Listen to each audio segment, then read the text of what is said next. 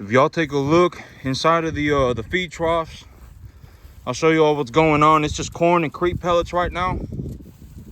And so the big thing right now that I'm looking to do is that I'm looking to change my animals. You see the protein hay is gone.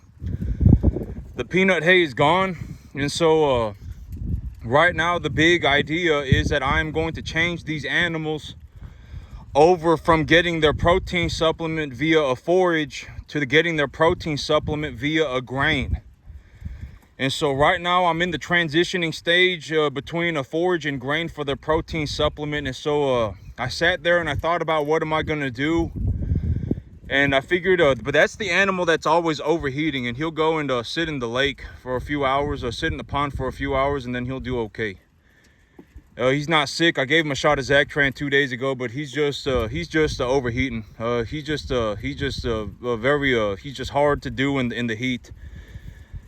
But these animals, okay. So right now I'm looking to change them over from a forage protein supplement to a grains protein supplement.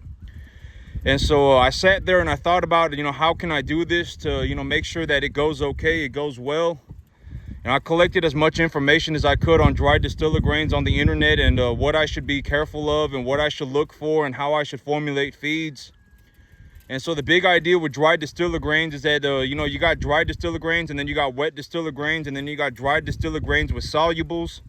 And then you just got regular old dried distiller grains without solubles. And what I realistically want is a dried distiller grains without solubles, because I am going to be putting my animals on a mostly forage diet. And when you have an animal on a mostly grain diet, it's okay to push that fat concentration up to about 6%. But in realities, when these animals are on a high forage diet, you should keep it under 4.4%. So that's one thing that I need to look out for. And right now I figured that what I can do is I can start collecting information. I can switch these animals over to a creep pellet. I can put them on a 20% creep pellet, because if I have them on a 20% creep pellet and I see how they do, I'm checking my animals for bloat, making sure that they get enough food, making sure that their manure is not clumping up real hard. Like this right here, if it got any worse than this, their manure is clumping up too hard. But that's the only one that I see that's like that. The rest of the manure piles are pretty just okay. If these animals are on a mostly forage diet, their manure is going to clump up a little bit more. And when they're on a mostly grain diet, their manure is going to be a little bit looser. But it does not mean that they should be pooping out like baseballs. Like if your animals, if their manure is clumping up real hard, if they're like pooping out balls, that's not good. Even if they're on a mostly forage diet, if your animals are if their manure is essentially just straight liquid gas, that's not good either. And so most of the time when it comes to feed, one way to think about it is that grain will acidify their gut, and forage will increase the pH. And so if you want to, what I found from just me doing what I do is that if the animals are having acidosis, if you got animals that are bloating up real bad, if they got a lot of runny manure, if their manure is very liquidy, from what I have seen, bloat guard and stuff like that, it's real good. I mean, it does work, but it's very expensive. In realities, the best way to overcome that is to just give them some hay. If you just give them, if you just take away their other feed and just put them on hay for a meal or so, if you just put them on hay, it'll get rid of that acidosis. It'll get rid of the diarrhea. And the acidosis is occurring because the pH in their rumen is too low. And so from what I've seen, everything that I've tried and everything that I've done, if your animals are bloating very hard, if they got very liquidy manure, you can put them on bloat medication. If you're having an emergency, it's a good idea to put them on bloat medication. But, if you're having an emergency, put them on bloat medication. But if you're not, if you're like, this animal's got like a stage 1 or 2 bloat, it's not stage 3. Stage 3 is like you need to do something about it right now or the animal's going to die. Stage 2 is like, it's starting to get pretty bad. And stage 1 is like, this animal's bloated up a little bit. Realistically, you want to be treating bloat in between stage 1 and 2. Sometimes you might just give them a little bit too much to eat. And that might cause them to go into stage 1. And so you're not too worried about it, because it's like, oh, well, I mean, they're finished eating. I just won't give them any more food, right? You know, and then, but if they're in between stage 1 and 2, that's when you want to really get on top of it and do something about it. You know, put them on hay. If they're on stage 2 already, and, you know, then you want to probably give them some kind of a bloat medication, because it's not worth having your animal dying, right? I mean, you can go and get a block of bloat medication, and it's going to cost you like $25. That $25 could save the animal's life. And, you know, you don't want the animal dying from bloat. I have had 2 animals die from bloat. One was on grain bloat, and one was bloating on grass. And so I have had 2 animals die from bloat. And so, you know, if you want to know how I figured this stuff out, you know, if you want to go and figure it out for yourself, be my guest. But there's a, you know, I figured this stuff out, you know, and it wasn't easy. I had 2 animals die from bloat. One animal died from grain bloat, and one animal died from grass bloat. And, you know, over the last 2.5 years, I've had 2 animals die. Over the last 2, I've been running cattle for about 2 years now. And over the last 2 years, I've had 2 animals die from bloat. And so it's about 1 animal a year that dies from bloat. And, you know, I haven't had any issues with bloat. You know, I've got a better understanding of what I need to be giving my animals and what to look for, etc., etc. And so, you know, I haven't had any issues with bloat as of recently. You know, my animals look good. You know, I'm doing well for myself. And, you know, I was going to talk about this today, but, like, when you watch me doing what I do, it's going to seem incredible, right? You're like, oh my God, you know, he's accurate within like less 1.25%, right? You're going to look at what I do, and he's like, oh my God, he's accurate within 1.25%. You know, he says he's going to make 4,000 and he makes 3,950. You know, he's been right. You know, he's been right on the money like 15 times in a row. You know, every time I take, you know, I don't want to jinx myself, right? I don't want to jinx myself. But every single time I've taken a lot of animals to the market, I've said, you know, pretty much every single time, I've said this is how much money I'm going to make. And then within a 7% plus or minus margin, I've been correct, right? And, you know, it's probably, you know, the last, you know, 5, 6, 7, a lot of animals that I've taken to the market. You know, I said I'm going to make this much money, and I pretty much made that much money, right? I said the animals are going to weigh this much, and then they weighed about that much, right? And so, you know, but you got to understand that, like, when, you know, from my perspective, you have to understand that there are people out there that are, you know, that if you, that all they do is look at animal diet. You know, like, all they do is look at the finishing of cattle. Legitimately, that is what they do. You know, like, when you watch me do it, you know, you might go, oh my God, this is incredible, right? This is amazing. But from my perspective, you have to understand that from what I understand, I see people who legitimately can look at an animal and tell you how much that animal is going to yield in terms of a percentage. Their carcass is going to weigh this much. Their carcass is going to grade at this level. They know cattle grading to that level of a degree. Me, when I look at an animal, I can tell you if the animal's at a body conditioning score of 5, 6, 7, right? I can tell you that. You know, when I look at an animal, I can tell you, oh yeah, this animal probably weighs, you know, about 550, 650 pounds. Well, I can do that. But I'm not sitting here like, you know, talking about, you know, the animal's yield grade, right? This animal is going to yield, you know, 48%. This animal is going to grade at choice or better. I'm not doing that stuff, right? You know, there are, you know, from in my world, from my perspective, that is how I see it. There are people that genuinely, you know, they will look at an animal, and they will not only tell you whatever it is, the body conditioning score and the weight of the animal, they will tell you the yield and the grade of the animal as well. You know, they know animals to that level of a degree.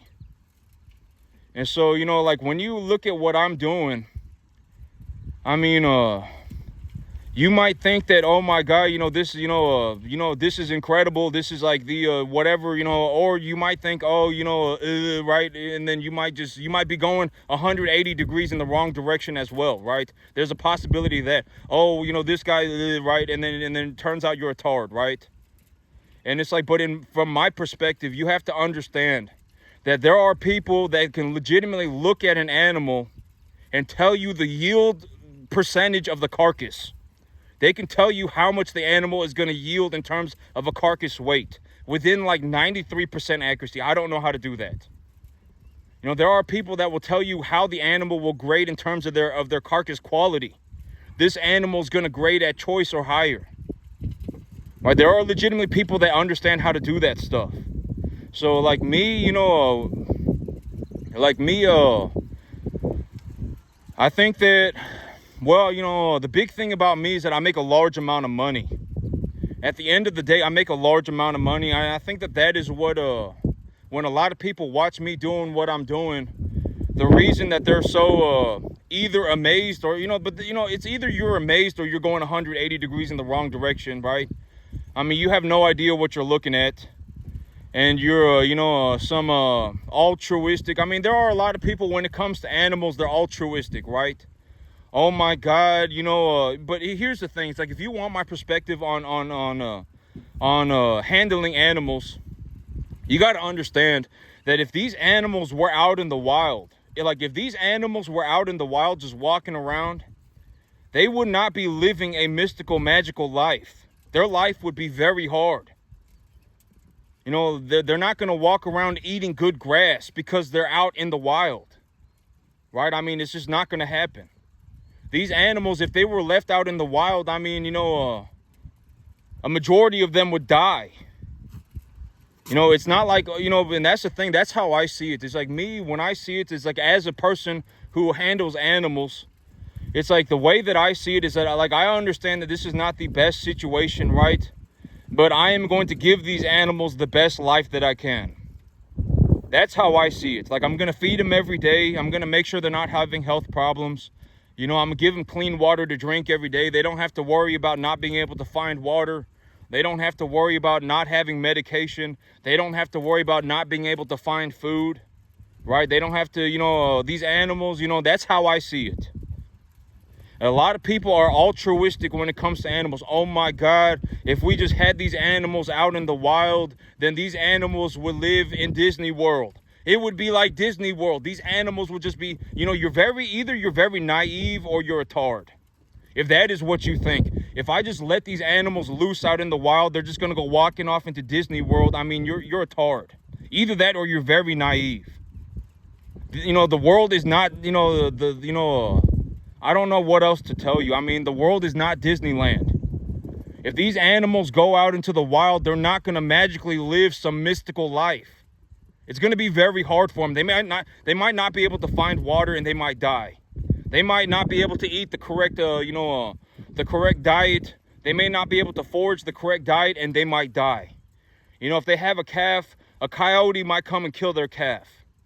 They might have, you know, massive health problems, parasite problems, all sorts of issues, right? The world is not Disneyland. You know, if these animals were let out in the wild, these animals would suffer. Not suffer, I mean, but I mean, you know, I'm not going to say suffer. These animals would have a much harder time if they were let out in the wild than if, you know, like you see them here eating good food and everything. They're not going to be able to do this in the wild. You know, if these animals were let out into the world, they're not going to go walking off into Disneyland. And so, you know, it's like, that's my perspective in terms of, you know, because it's like, you know, I raise a lot of animals and I got a lot of animals and I'm in a business. It's like you know, I'm responsible for the lives of many animals. You know, I'm responsible for these animals. And it's like, that's my perspective. At least while they are here, I'm giving them the best life that I can. I give them medication. I give them good food. I give them clean water. I give them a lot of space to walk around, right? That's my perspective. And it's like, you know, I was going to talk about this too, but, you know, over the last 4 months, you know, I've averaged somewhere between about $16,000 and $18,000 of income a month. You know, and here's the thing. It's like, you know, and this is, you know, I've already said that the idea of you wouldn't know what you were looking at if it slapped you in the face, right? You wouldn't even know what rich was. Most people would not know what rich was if it slapped them in the face tomorrow. You know, I've been averaging like $14,000 to $18,000 worth of income. I've been bringing home $14,000, $18,000 for over a year now, every single month. And it's like, people just have, I would almost guarantee that almost nobody, it's like, but here's the thing. It's like, here's how I define it. Like, if you put Warren Buffett in a room with 99 other people at random, you just grab 99 people at random in America and you put them in a room with Warren Buffett, and you said everybody's going to take a look at some stocks today, Warren Buffett would see things differently, right? Like, if you were looking at a stock portfolio, if you were looking at Warren Buffett's stock portfolio, you wouldn't know how much money Warren Buffett was making. Almost nobody would, right? They wouldn't even know what they're looking at. And so it's like, and it's like, that's like me.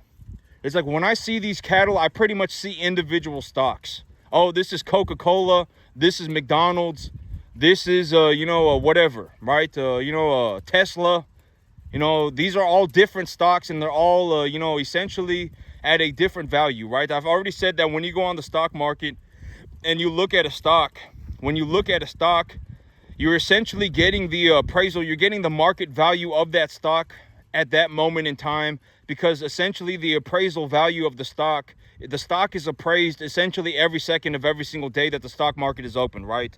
Like, when you open, if the stock market is open today, Coca-Cola is going to be going up and down, right? Coca-Cola is going to be going up and down. These animals, when I look at them, that's how I see them. Coca-Cola, McDonald's, Tesla, each one of these animals are a stock, and their values are going up and down, according to mostly up. Most of the time they're going up. Granted that I do my part. If an animal gets sick, that's a very good time to, that's a very good, way to understand that when sometimes the stock goes down, when an animal gets sick, when they don't get put on the right diet, etc., whatever it may be. Sometimes just the overall market dynamics is that, commodity cattle are going down. And so, but even then, if commodity cattle are going down, the value of my animals are outgrowing the downwards momentum. And so most of the time, and so it's like, I pick and choose stocks, right? I pick and choose stocks. I pick and choose cattle. I bring them home and I put them on a certain diet. I put them on certain medication. I run my business a certain way. And if I run my business a certain way, put my animals on a certain feed, and I bring home certain animals and I put them on a certain type of medication, and I run the investment portfolio the way that I do, I make money on my animals. And it's the same thing with stocks, right? I mean, it's the same thing with stocks. And here's the thing, it's like, it's like me, it's like, when I speak, it's like, why do I say things like, I genuinely do not care about your opinion. Unless you are doing better than me, you should keep your, because if you're poor, I've always said that, and this is just my big perspective, because here's the thing, is I've already said this 50,000 times, but it's like me, I make so much money in the cattle business. That it does not matter. As long as I continue to run cattle and I keep my choices within a reasonable boundary, I can essentially make as much money as I want. Like, even on this 10-acre field, I'm making about $10,000-$12,000 a month on just these cattle, right? As long as I run cattle and I keep my decisions within a reasonable boundary, I can make as much money as I want. Legitimately, I can. Right? I mean, I can go to the sale barn, 6 days out of the week and watch 20,000 animals get auctioned every single week. Legitimately, I can. As long as I run cattle and I don't go and do something stupid, like drink a bunch of alcohol or do a bunch of drugs, right? Or whatever else it might be. My investment funnel is the investment funnel for a reason.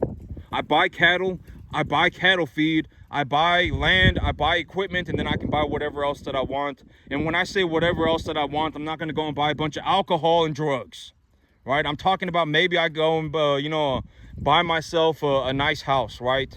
Like, if I made, $50 million and I did everything that I could and I could only invest $40 million, then, the $10 million that I have left over, I'll just go ahead and do whatever, right? Pay taxes on it. Pay 50% of it in tax and just take the $5 million and then just, buy myself a nice house, right? But it's like when you take a look at my farm, and it's like, why has my farm been growing at such an exponential rate? And that is why, is because I take my money, and the money that I make, I reinvest it. And when I reinvest it, I purchase tax deductible assets that I can knowledgeably appreciate. That is what I do, right? And it's like, at the end of the day, the money is the money. And here's the thing, it's like, if you showed up and you said, Warren Buffett, why are you choosing these stocks? Oh my God, you should not be choosing these stocks. Warren Buffett's not going to care what you say. It's like, if you take a look at me and you go, oh my God, whatever about your cattle business, I'm not going to care what you say.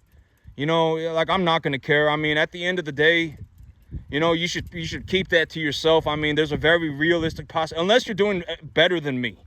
If you legitimately show up on my property and you say, hey, I see that you run about 500 cattle a year. I genuinely see that you run about 500 cattle a year. And but me, I may not be able to run the business as good as you, and I might not be able to understand real estate as good as you, but I can run 2,000 cattle. I can run 2,000. Then you and me, we can make a deal, right? We can make a deal on something. Let me go and find the piece of property. I'll go and get the property squared away for us. Give me 2 months. I'll go and find us a 200-acre field, right? I'll go and find us a 400-acre field. I'll go and find something. Give me 2 months. You worry about your cattle, right? You worry about getting your money for the cattle. You say you can run 2,000 cattle, so let's see it, right? I'll go and make a deal on a piece of property. I'll go and start the LLC. I'll go make the LLC. Even if you want me to, I'll even make an LLC for you. I'll have that done by tonight.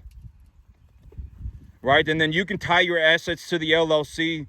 And, if you need help on the paperwork, I can I can help on that to a small degree, right? I mean, it's not rocket science. You're buying cattle for an LLC. It's not rocket science. You just buy the animals, and then you open up a bank account with the LLC, and then you just deposit the money that you make into the LLC bank account, and then, you just take that over to your CPA at the end of the day, and the CPA will do it for you. It's not rocket science, right?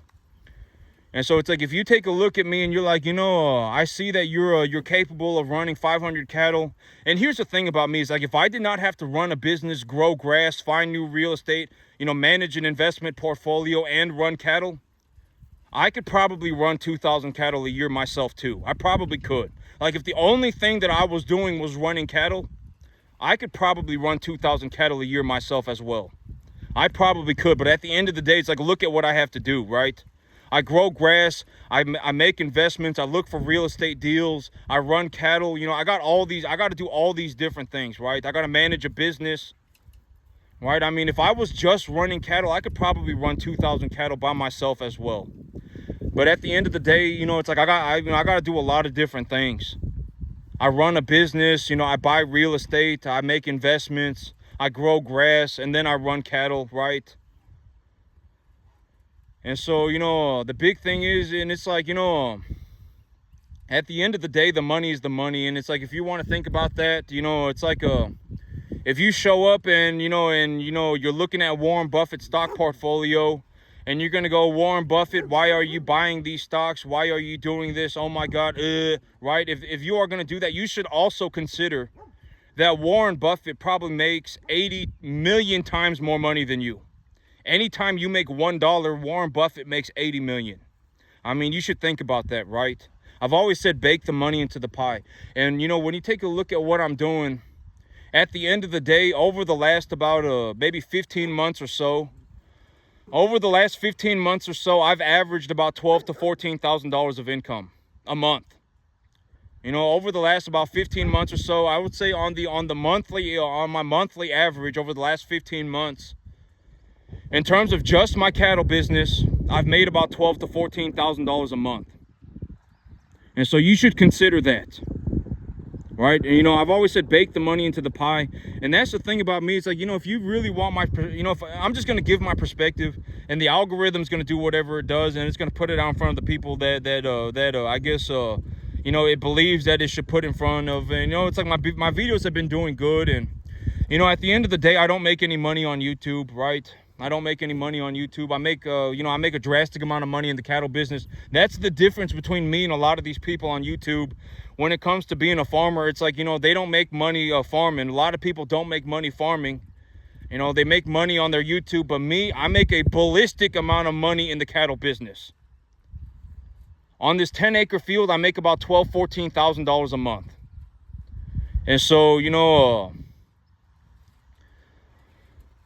that's the difference. Me, I make my money in the cattle business. I make a large amount of money in the cattle business. For the last 15 months, I probably averaged somewhere around $12,000 to $14,000 a month in just cattle.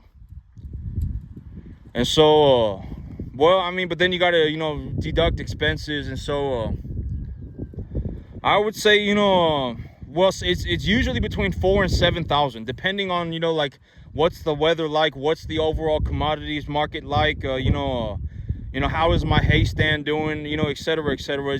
I make between $4,000 and $7,000 a month of net take-home pay.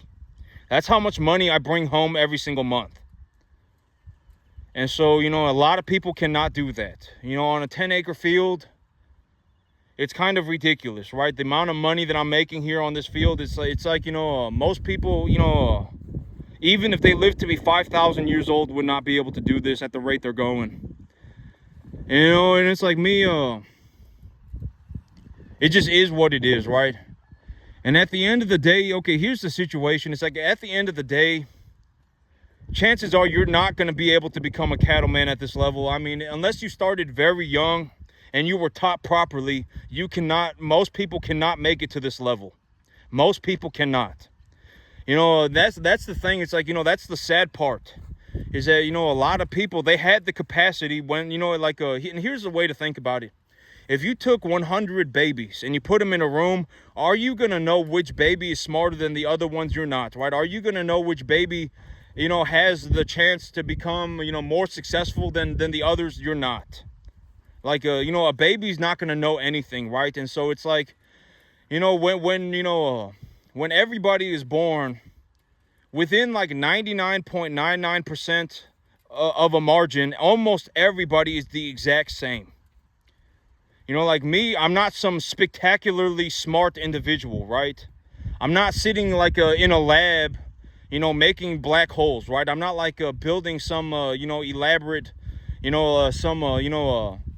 some 2,000 horsepower tractor, right? I'm not doing that kind of stuff. I'm running cattle in my backyard, right? I'm running cattle in my backyard, and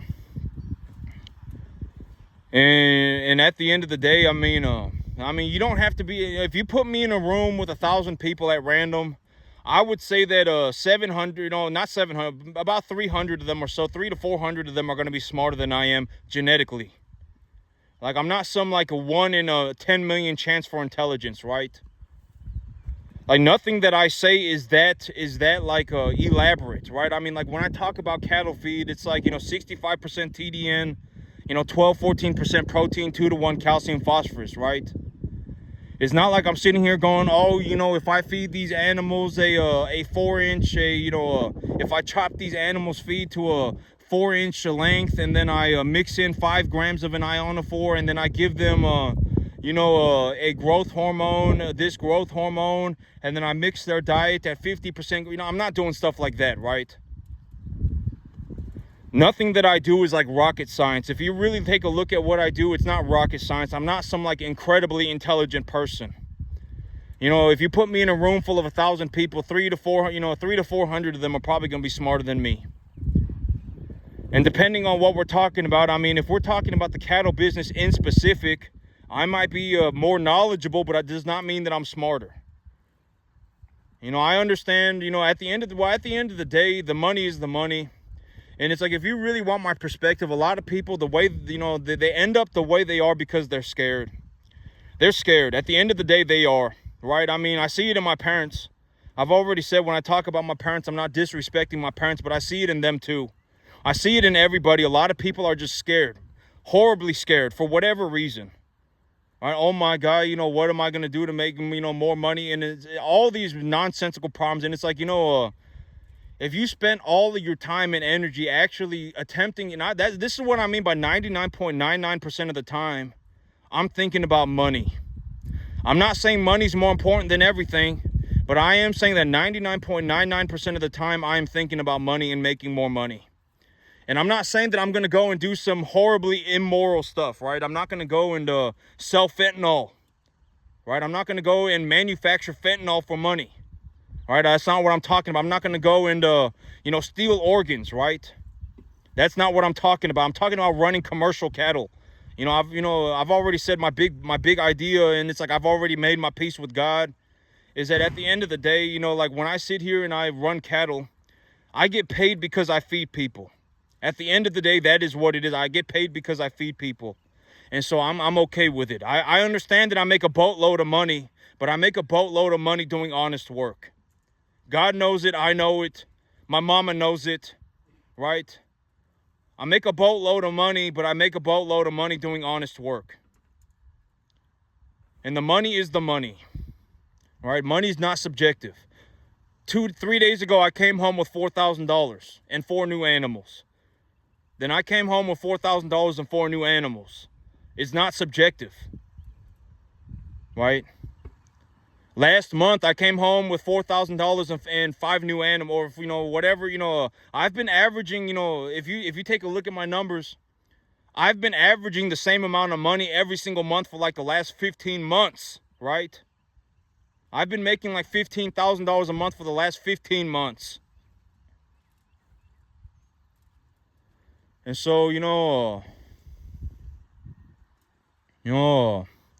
but chances are, here's the thing.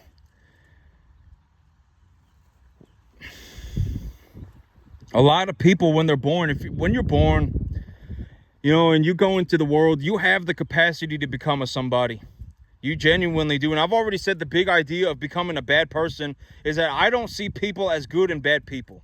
And the way that I was describing this was like, I was talking about this yesterday, but 2 days ago, my father was robbed, was shot, or not shot, was robbed at gunpoint.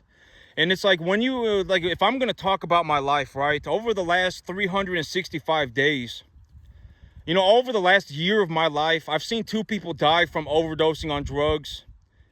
I've seen 5 people get robbed, right? I've seen 1 person get shot. I see people selling dope every single day, right? I mean, and when I see these people, I don't see good people and I don't see bad people. Usually how I see it is,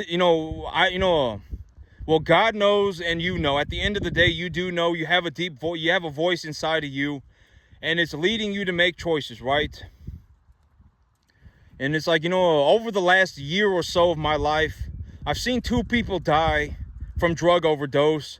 I've seen all sorts of just sketchy stuff, right? I mean, I saw one guy, he smoked a bunch of meth and then cut his face open with razors, and he looked like he looked like he was out of a horror story.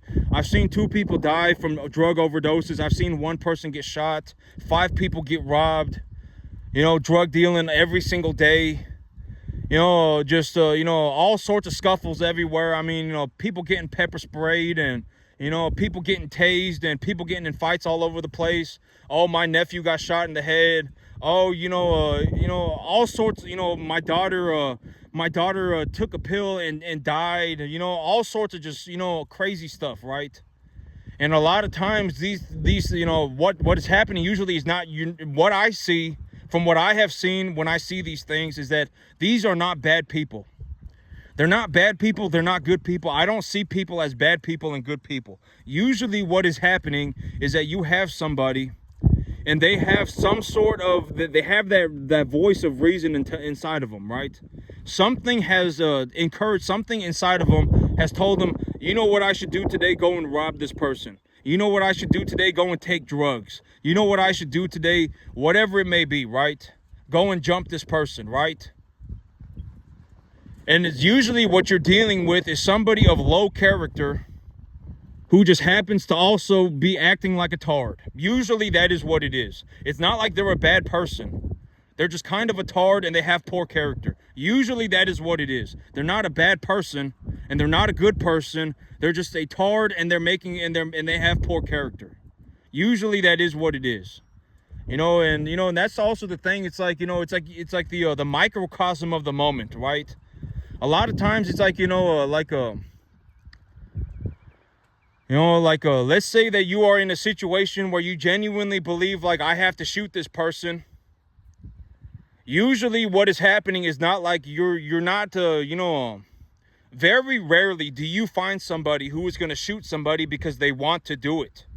They're going to get enjoyment out of doing it. It's very rare. It does happen sometimes, right? And, very rarely, like, it's like if you're going to go and shoot somebody, very rarely do you, even like if you talk or if you like listen to interviews done by people like in the armed forces, in the service members, and they're in the armed forces.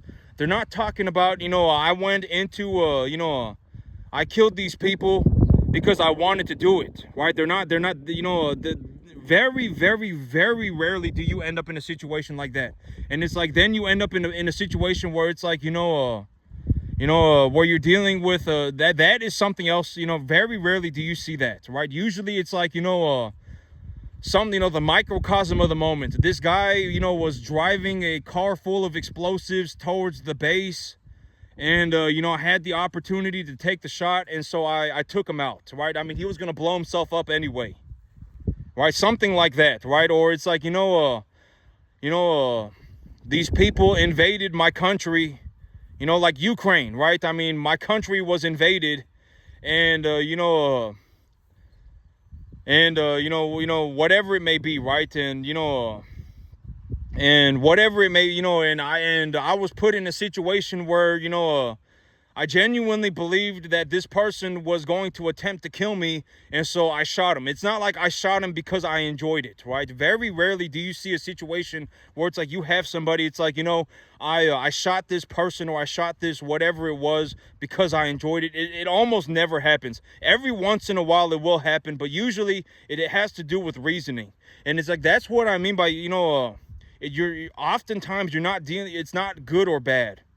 Like, you're not dealing with a situation where you have a good person and you have a bad person. You rarely are. It's usually like the microcosm of the moment, and then their decision-making process.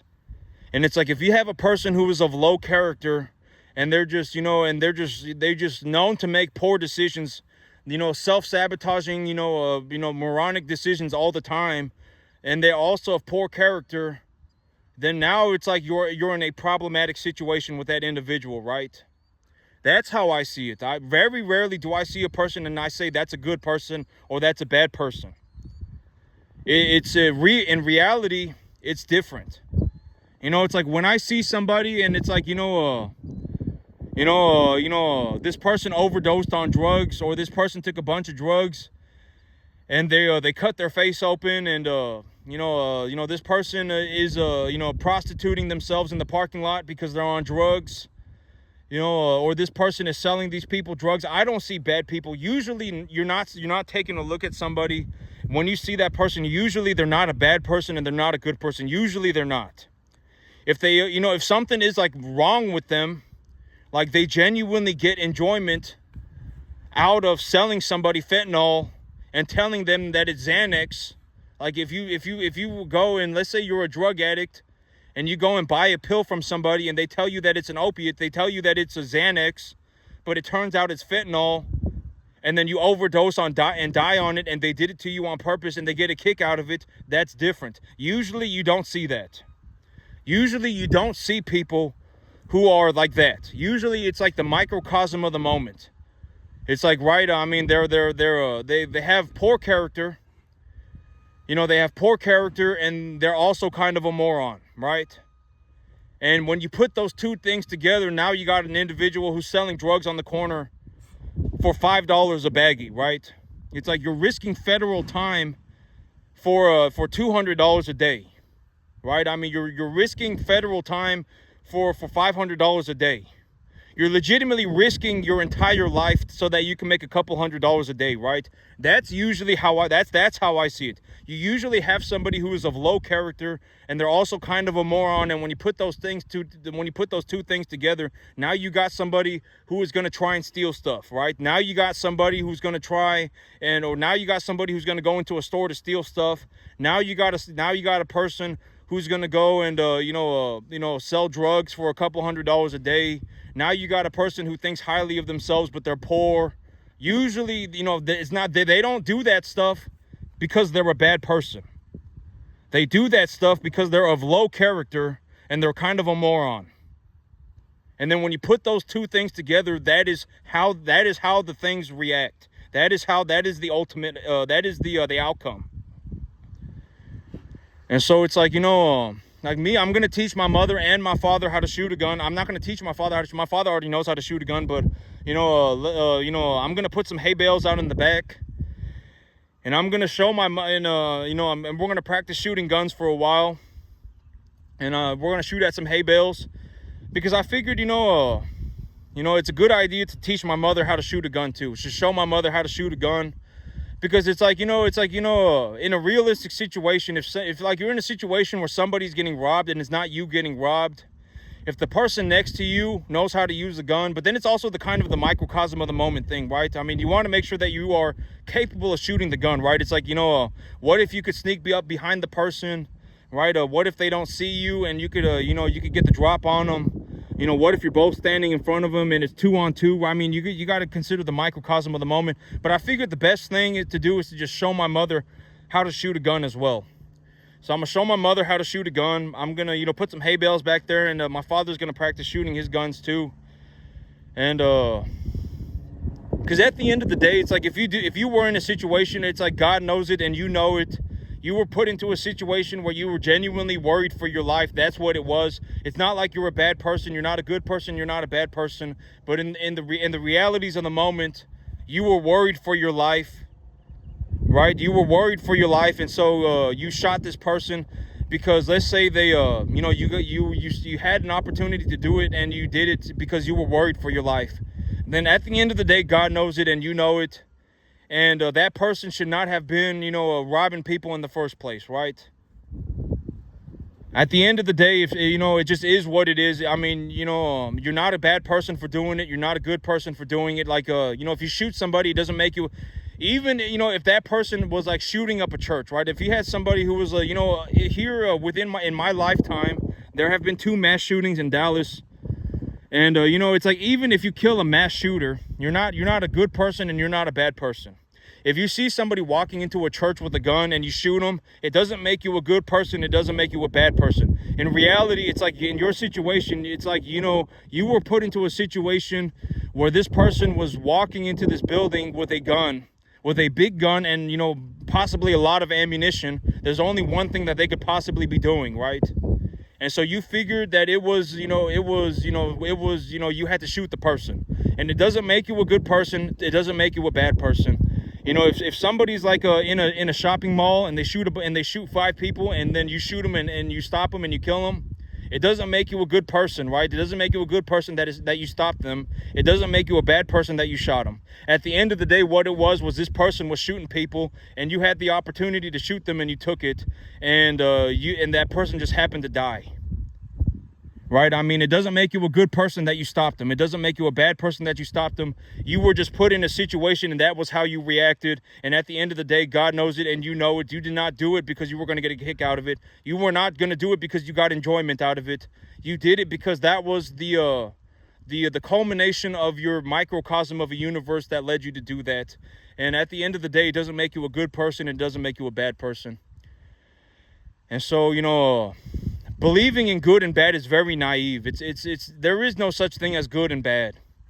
I mean, you can be of poor character and you can be a moron, and then it doesn't make you a bad person. You're just a person who has poor character and you are a moron. You could be of good character and you could make good decisions. You can make decisions in a straightforward, excuse me, I did not mean to say the word good. You can be of good character and make decisions from a standpoint that you are of good character, And it does not, you are of, you are of strong character, right? I mean, it does not, if you have poor character and you make poor decisions, then I mean, and you're a moron, then your decisions are going to be your decisions. If you are of decent character, if you are of decent character, and you've made your peace with God about things, why do I run this business? Why do I do what I do? Then at the end of the day, that is what it is as well. It doesn't make anybody a good person or a bad person. It's like, if you really listen to what I do, it's like, I make my peace with God. I don't go and seek approval from anybody. I don't look for validation from anybody. At the end of the day, the money is the money. As long as I run cattle, and I make decisions within a reasonable boundary, I can essentially make as much money as I want. I've been averaging $15,000 to $20,000 a month for the last 15 months, right? As long as I run cattle and I keep my boundaries, or keep my decision-making process within reasonable boundaries, I can make as much money as I want. And so, I don't look for validation from anybody. I don't want, I don't look for anybody's opinions. At the end of the day, if I believe that I need to put these animals on dry distilled grains and hay, then I'm going to do it, right? If I believe that it is necessary for me to go and buy more land, then I'll go and do it. I don't want your opinions, right? I don't, unless it's objectively a better idea, right? And this is also what I mean by, like, when I talk to my parents, and I'm not saying that anybody should go and disrespect their parents. But it's like, if you want my perspective, well, I'm just going to give my perspective. I don't care if you want my perspective. I'm going to give you my perspective. My parents, in my mind, they are classified in the group of people that when I succeed, they are happy for me. But they're also deathly terrified, right? They see me making, $5,000-$6,000 a month here on this field. They see me making $5,000-$6,000 a month. And they go, oh, why don't you just hold on to the money? Why don't you just, continue to do this forever, right? Why don't you just do this forever? That's the safe thing to do, right? You could just sit here on your 10-acre field, and you can make your 12, 14 grand a month and just call it a day. Why don't you just do that? And it's like, I'm not going to do that, right? I'm not going to do that. Don't ask me to do that. That's ridiculous. Why would I do that? If I take my $5,000-$6,000 a month and I leverage a third of it, I can buy myself 50 more acres, right? And I've already talked about this repeatedly, but if you genuinely believed that you could run 200 cattle, you would do it. Everybody would, right? If you genuinely believed that you could make $50,000 a month, you would go and do it. Everybody would. If you genuinely believed that you could make $20,000 a month, you would go and do it. Almost everybody would. Everybody, legitimately everybody, right? If you genuinely believe that you could do it, you would go and do it. And that is what, why am I doing this? Because I genuinely believe that I can do it. Why did I go and open an option contract on a piece of property? Because I genuinely believe that I can do it. I can run more cattle. If I want to run 200 cattle, I believe that I can do it. I genuinely believe that I can, right? And when I run 50 cattle, I make about $5,000-$6,000 a month, $4,000 to $7,000, depending on how much grass I have and if the commodity markets are good. If the commodity markets are bad, I mean, I could be in a situation where I actually don't make much money. But as of right now, over the last about 15 months or so, I've averaged about $4,000 to $7,000 a month. And so, I'm not going to just sit here and hold on to the money. That's ridiculous. I mean, that's ridiculous. I'm not going to do that. If I want to go and farm 10.5 acres for the rest of my life, I can always come back to this. If I genuinely felt like, what I need to do, I just need to farm 10.5 acres for the rest of my life and make 12, 14 grand a month. If that was genuinely what I felt like doing, then I can always come back and do this, right? But right now, I believe that I should go and buy more land and I should run more cattle. And at the end of the day, I get paid because I feed people. I may make a lot of money, but I've already made my peace with God about it. You know, I don't seek validation or opinions from men. A lot of men are morons, right? I've already said this 50,000 times. A lot of men, you know, they're morons. You know, I don't seek my validation and I don't seek the opinions of man. I find my peace with God. At the end of the day, God knows it, I know it. You know, I make a lot of money because I feed people. Right? I make a lot of money because I feed people. I take care of the animals the best that I can. You know, I strive to give these animals a good life, etc., etc., right? And so, yep. But I think I went off on a large tangent. But I'm just gonna end it on this. The reason that I'm giving my animals a 20% creep pellet right now, the reason I'm giving a 20% grain pellet to my animals right now and mixing it with corn, is that essentially I'm gonna change out the grain pellet for dried distiller grains. And so right now what I'm doing is I'm looking to collect as much information as I can, because these creep pellets, I'm gonna see if they left anything. Oh, they did leave some, so that's good. So they're full and they're not gonna eat anymore. So these creep pellets are 20% protein. These creep pellets are 20% protein. These grain pellets are 20% protein. And you can see the animals ate their fill, and they've left a good bit. And so I know that they're and I gave them 3 bags of feed this morning. And so when I take a look at it, and I gave them 2 buckets of corn. And so when I take a look at it, I would say that they left about 1 bag of feed. And so if I give them 2 bags of creep, if I give them 2 bags of the grain pellet, and I give them 2 buckets of corn, then I know that that they will eat their fill. If I give them roughage material free choice, if I let them eat as much roughage material as I want, if I give them 2 bags of grain pellets and I give them 2 buckets of corn, that's about as much as they will eat.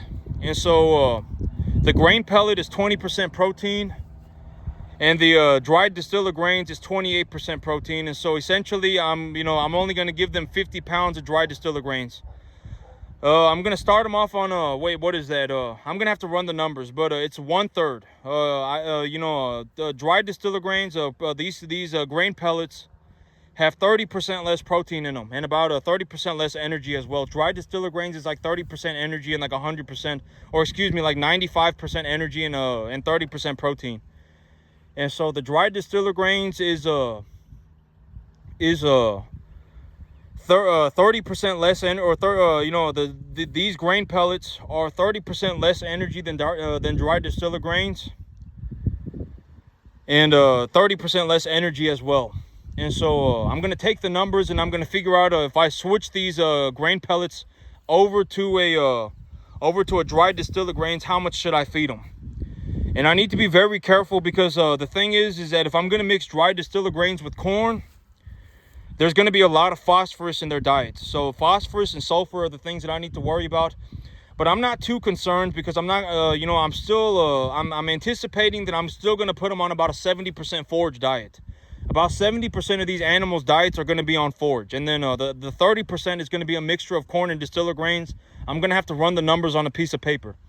And then I'm going to have to figure it out. I've already talked about this. So at the end of the day, what I'm looking to do is a 2-to-1 calcium phosphorus ratio, 12 to 14% protein, and 65% energy. And so now that I have my information, I gave these animals 3 bags of creep pellets and 2 buckets of corn. They ate about 2 bags of creep pellets and 2 buckets of corn. Now that I have this information, I can go inside and I can crunch the numbers and come up with a diet to put these animals on. And within about a week or so, I will have changed these animals over to a dried distiller grains instead of a grain pellet. And so I am going to be changing these animals' diets up. They're going to go from getting their protein supplement from hay, from forage, to getting their protein supplement via a grain, a commodity grain. And so I'm good to go. That's it for me today, YouTube. Y'all have a good one.